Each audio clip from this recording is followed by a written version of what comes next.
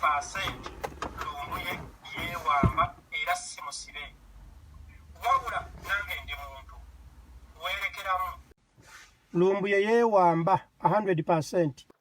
Wamamba alamusizza amanya gange yenze Edmizaya kati ntandise bwenti.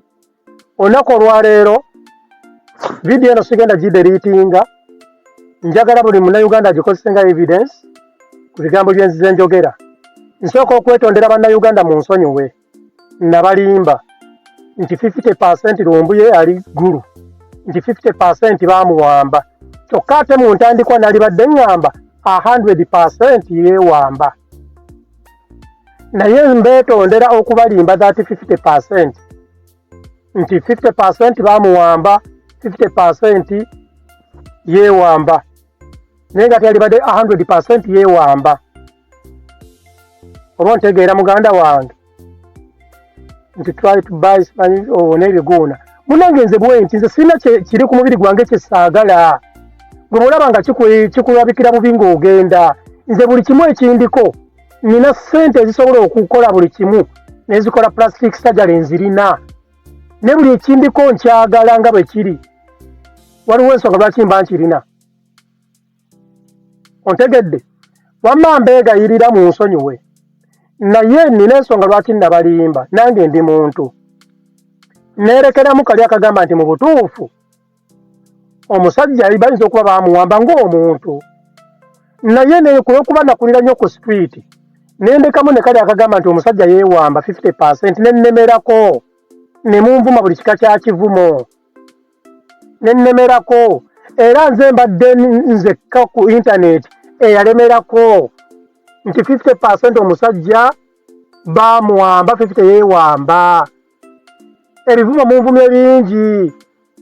Omusajja muwadanku nnyingi azze olwaleero n'akola vidiyo ekutudde ezzewo buli kimu. Omusajja azze n'agamba nti nno Lumbuye baamuzudde, baagenze simanyi bamuzuula simanyi mu bamuyita Kocha Eri Detention Center.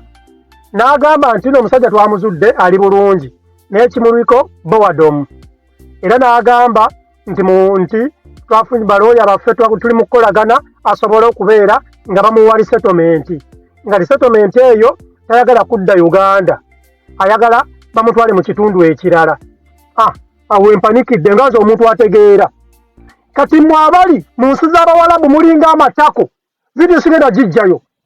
Mmwe abali musimanyi luddawa, abali mu bisisitale ebya Afrika mulinga amatako. Mulinga amatako emirundi mutwalo. Okay? Statement eyo yokka yokka omuntu bw'ajogera ku bantu abategeera babeera bamaliriza. Buli munnayuganda ali mu Amerika, buli munnayuganda ali e Bungereza, ali e Canada, buli munnayuganda ali e Europe amanyi statement eyo ekoleddwa muwadanku nnyingi kyetegeeza. Statement egi muwada gy'akoze nti telefoni evaako. Statement emu omusajja gy'akoze muwadanku nnyingi n'agamba nti nno omusajja tukufunye balooya bakola ku nsonga zafune resettlement naye taagala kudda Uganda. Bannayuganda bali mu Amerika pale nkolamusizza pale yangamba nti Edmizaya naye buuka akasajja keewamba. Olawulira statement. Bannayuganda bali mu Amerika ekyo kye bakozesa. Bannayuganda bali e Bungereza kye bakozesa. Bannayuganda bali e Canada kye bakozesa. Nze Eda ayogera nammwe kye nakozesa. Buli munnayuganda yenna ali e Bulaaya kye yakozesa. Terabalimba. Bannayuganda bali e Bulaaya ku bannayuganda 100, bannayuganda 9 twayita mu kampu. Era bannayuganda 9 bagamba tetwagala kudda waffe Uganda ne bateekawo ensonga zaabwe. Era bannayuganda kambabuulire Lumbuye ali ku mulamwa. Okay? Era mbabuulira amazima mwe bintu abatatambulangako mulinga amatako. nkizeemu mulinda amatako nkizeemu mulinda amatako mbazeemu okay kubanga omuntu ettako teritegeera balitwala okupa balisigala mabega ate nga ligenda okutuula ku toilet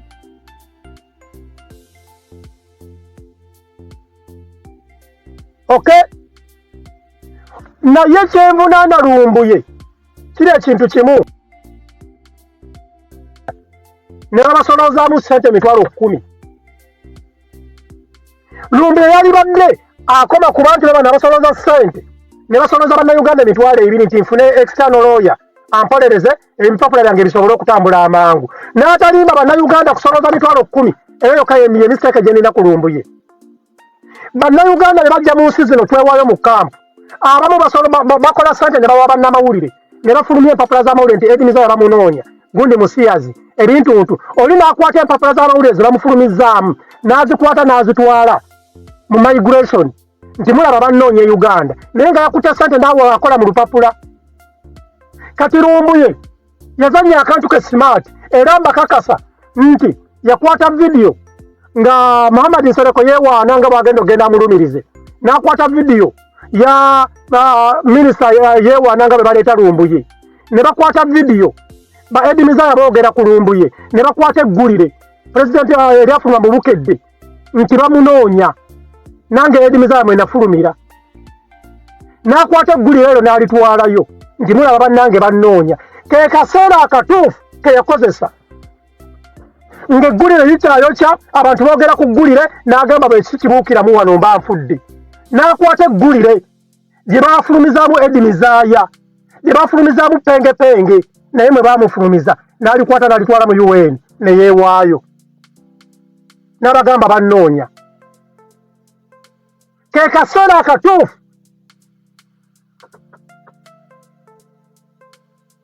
ke kaseera akatuufu ke yazannya nze mbagambye buli abeera e Bulaaya ke bazannya bannange egenda kuzikira nkoze ntya saazi zina kyaja kanvuge ngende waka kuba vidiyo y'omuyaayo ono saagala nze muntu kubbisa bannayuganda nze najja nnwanyise buli bufeero obuli ku intaneti kuno oba nsigala omuntu omusigale ekyo nkibabuulira amazima omusajja nojja Lumbuye yazannya ekintu kye simaati mbabuulira amazima bannayuganda okugenda okwekalakaasa kuzembasa ez'enjawulo ekigenda okuweesa Lumbuye settlement mu bwangu omuntu bwe yeewaayo mu kampu yonna eya UN amala ebbanga lya mwaka ku mwaka gumu n'ekitundu empapula okuyitamu naye Lumbuye bwe yazannya akazannyo ke ne bagenda ne beekalakaasa buli wamu Lumbuye mu myezi 6 agenda kubeera nga amaze okufuna resettlement UN etuwa free lawyers naye abalina kasente bafuna balooya abali external ebintu byabwe ne bitambula kati looya ono gwe mufunye baani aba Lumbuye external ebintu ebitambule nabanno ndagala nti free Lumbuye is going to be free ojja kuswala Lumbuye ali free teri muntu gwabakwatira mu detention center kitegeeza omuntu agenze ne yeewaayo wano Sudan waliwo detention center nange neewaayo mu detention center waliwo bannayuganda abeewaayo mu detention center Uganda beweerayo under Ministry of Foreign Affairs era ne babakolako resettlement Kenya waliyo detention centers ono omusajja ono gwe bayita Hamu Darling abeera ne Donizera mwe yayita oyo omusiyazi yava e Uganda neyeweerayo e Kenya mu kampu mu detention center oyo muwala omusiyazi abeera e Boston gwe bayita Babirye yeweerayo Kenya yava mu Uganda neyeweerayo e Kenya naye ne bamukolako resettlement yakozesa kakodyo ka Lumbuye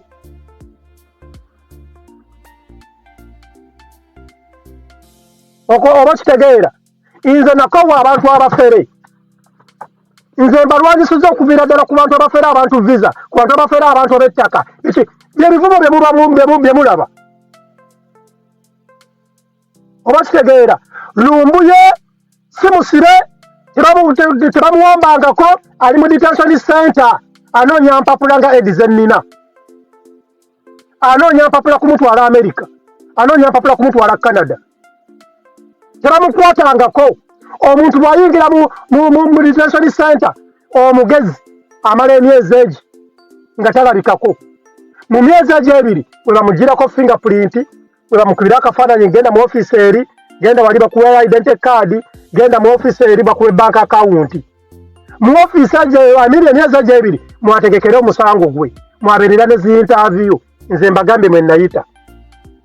Oyagala kugenda Qatar, Dubai, Saudi Arabia, Turkey oba Canada, weekwate aba Forward International Consultant abasangibwe Namuwongo nga wakava ku Daily Monitor. Bano nga bakolera ku ddala okuva ku passport paka ate wootuuka gy'okolera ku kasente akatono ddala, ate mu nnaku entono ddala gwabeetaaze bakubire ku nnamba zaabwe 0708393777 oba +97433 834 ng'eyo ye nnamba yaabwe ey'ekkata. Eggwe ayagala okutambula weewala abafere ng'okolagana ne Forward International Consultant.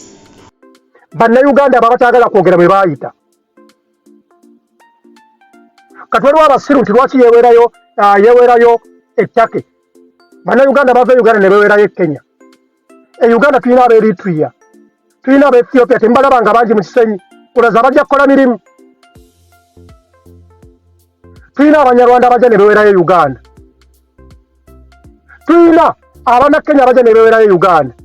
Bannange essimu yange erina ezikidde, ngenda kugiddamu, ngenda kukola live mu ssaawa 2 okuva kati.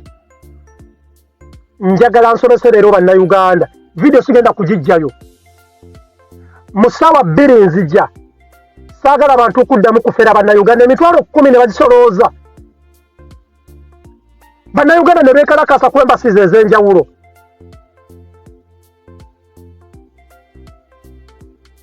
Akakakodo ka Lumbuye kalamu nnyo, era Lumbuye yeeyambudde empale n'atupamira nga nange mulendi. Lumbuye ompamidde taata nzikirizza ate onzirukanidde. Lumbuye si busire, detention centers tebasibirayo muntu. Nze nange nali mu detention center naye nga ntambula n'engenda ne Denmark.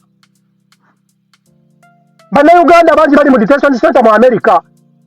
Ekyo ekyalema omuvubuka gwe bayitaani Governor S. Gundi kyakoze Lumbuye asoose n'ava ku social media emyezi 2 eyeetereeze.